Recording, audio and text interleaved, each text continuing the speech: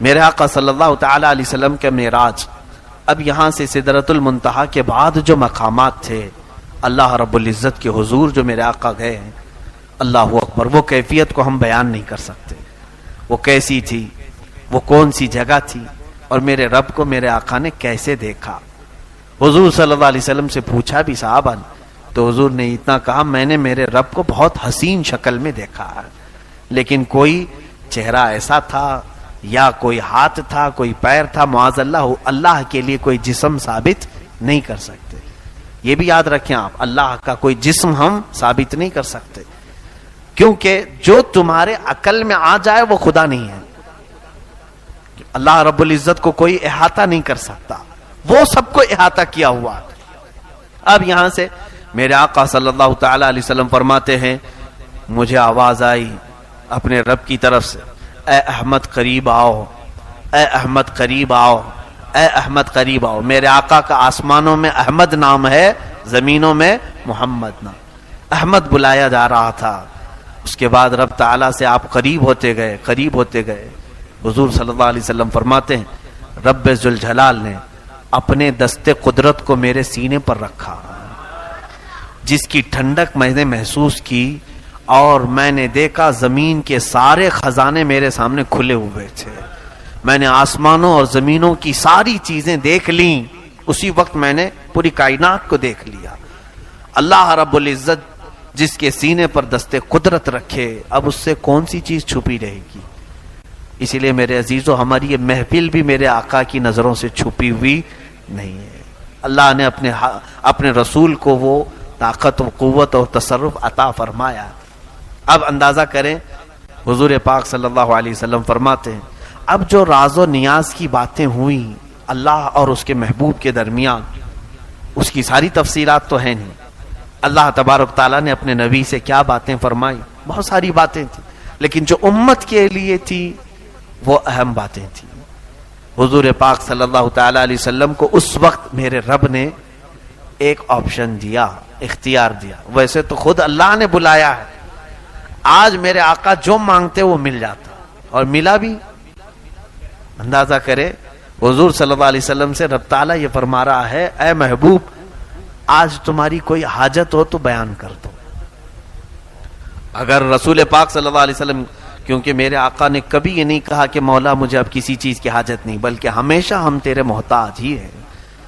یہ وہ زمانہ تھا جب مکہ والے ستا رہے تھے، یہ وہ زمانہ تھا جب مکہ والے صحابہ کو گھسیٹا کرتے تھے، حضور پر سوشل بائیکاٹ کے قانون لگائے تھے، بہت ساری پابندیاں کی تھی، پریشان کیے ہوئے تھے۔ میرے آقا صلی اللہ تعالی علیہ وسلم اللہ تعالیٰ سے یہ عرض کرتے کہ مولا یہ ساری کلفتیں آزاد ہو جائیں، مکہ میں بڑا محل مل جائے، عیش سے میرے سارے ساتھی، میرے صحابہ زندگی گزارے۔ حضور صلی اللہ تعالی علیہ وسلم سے جب رب تعالیٰ نے فرمایا، اے محبوب، آج تمہاری کوئی حاجت ہے تو بیان کرو، میرے آقا صلی اللہ علیہ وسلم نے فرمایا، مولا ایک حاجت ہے میری، ایک حاجت ہے میری۔ تو رب نے فرمایا، کہو میرے محبوب۔ میرے آقا نے عرض کیا، مولا میری امت کی بخشش میرے حوالے کرتے، میری امت کو میرے حوالے کرتے۔ رب حب لی امتی، جس کا مطلب یہ ہوتا ہے حب لی، مجھے دے دے میری امت۔ جو نہ بھولا ہم غریبوں کو رضا، یاد اس کی اپنی عادت کیجیے۔ جو نہ بھولا ہم غریبوں کو رضا، یاد اس کی اپنی عادت کیجیے۔ جانتے ہیں آپ، آج اسی شب معراج کے واقعے کو ہم نمازوں میں ادا کرتے ہیں، التحیات ہم پڑھتے ہیں، التحیات للہ والصلوات والطیبات۔ اس کا مجموعہ پورا فقہاء نے فرمایا، جب نبی اوپر جا رہے تھے میرے رب کے حضور تو یہ پڑھتے ہوئے جا رہے تھے، التحیات للہ والصلوات والطیبات، جس کا مطلب ہوتا ہے تمام پاکیاں اللہ تیرے لیے، تمام ستھرائیاں تیرے لیے، ساری تعریفیں تیرے لیے۔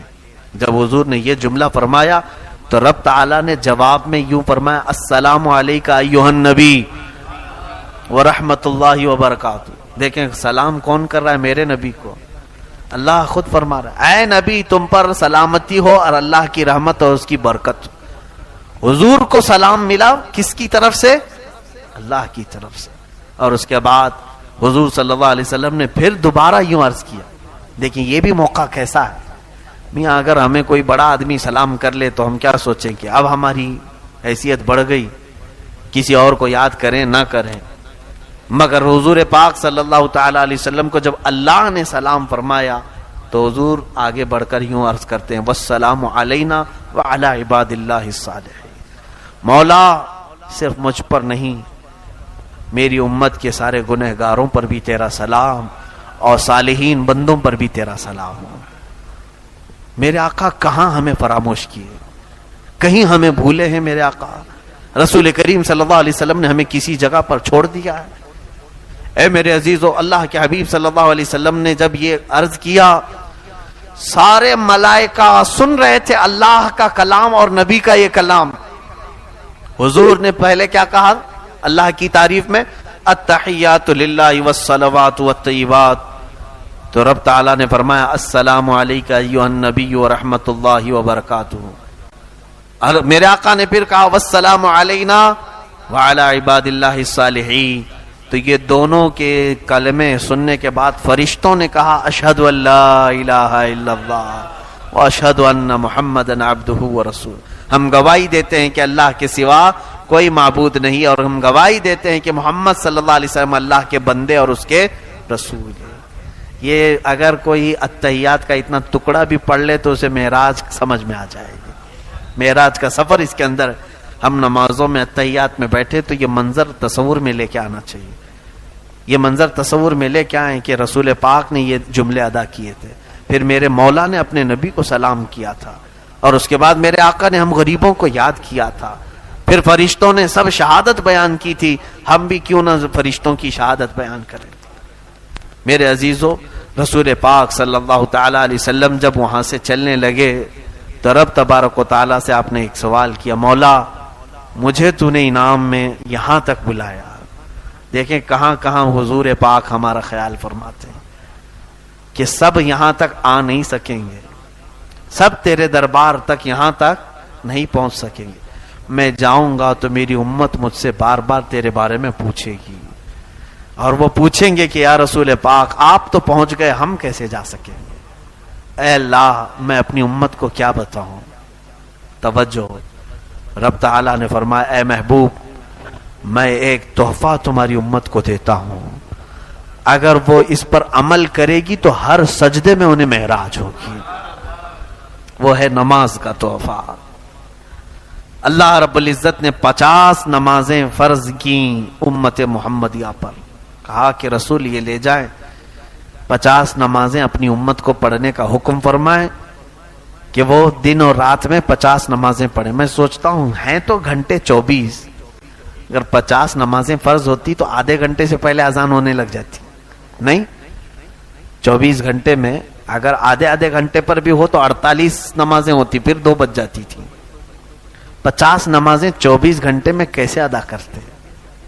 بڑا مسئلہ تھا. اللہ رب العزت نے بھی ظاہر سی بات ہے وہ بندوں پر عسر تکلیف تو نہیں چاہتا، حرج میں نہیں ڈالتا. مولا اتنا ہی دیتا ہے حکم جتنا بندے اٹھا سکتے. تو جب یہ آدھے گھنٹے میں نماز، ہر آدھے گھنٹے میں کہاں سے آئے گا بندہ؟ رب بھی جانتا ہے، لیکن پھر فرض کیا کیوں؟ اس کی بڑی حکمت ہے. حضور صلی اللہ علیہ وسلم وہ 50 نمازیں لے کر کے آئے. یہ کسی آسمان پر حضرت موسیٰ علیہ السلام سے ملاقات ہوئی. موسیٰ علیہ السلام بھی 6 یا 5ویں آسمان پر حضرت حضور صلی اللہ علیہ وسلم سے ملاقات کی اور پوچھا کہ کیا آپ کی بات ہوئی؟ حضور نے بتایا، کہا میری امت کو اللہ نے 50 نمازیں عطا کی. موسیٰ علیہ السلام نے کہا اے رسول واپس جائیں اپنے رب سے کہیں کہ کم کر دے، آپ کی امت اتنا نہیں کر پائے گی.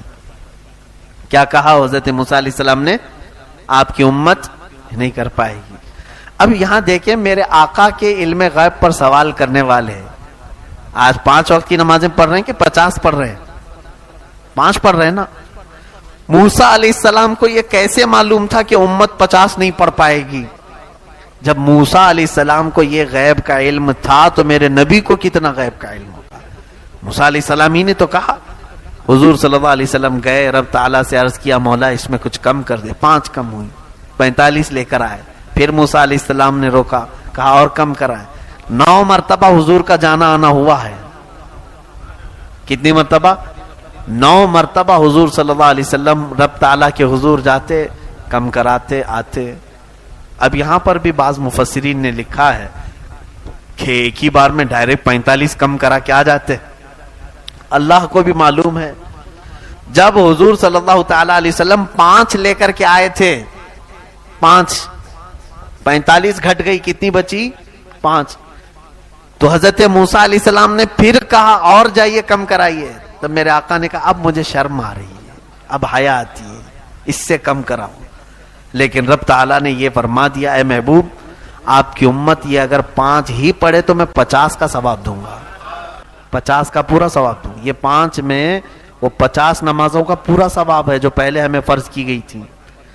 اب یہاں پر مفسرین فرماتے ہیں ایک ساتھ کم کروا سکتے تھے، جا کر کے سیدھے کہتے 45 کم کر دے، 5 رکھ جائیں گے۔ موسیٰ علیہ السلام بھی ڈائریکٹ کی کیوں نہیں کہے اتنی کم کرا کے لے کے آ جائیے ڈائریکٹ؟ تو فرمایا موسیٰ علیہ السلام وہ تجلی جو کوہ طور پر دیکھ نہیں سکے تھے، جو ہلکی سی تجلی دیکھ کر غش کھا کر گر گئے تھے، موسیٰ علیہ السلام وہ رب ذوالجلال کی تجلیاں میرے مصطفیٰ کی آنکھوں میں دیکھ رہے تھے، میرے نبی کی آنکھوں میں دیکھ رہے تھے۔ آنکھوں میں آنکھیں ڈال کر کے مولا کو دیکھ کر آنے والی آنکھیں کیسی ہیں؟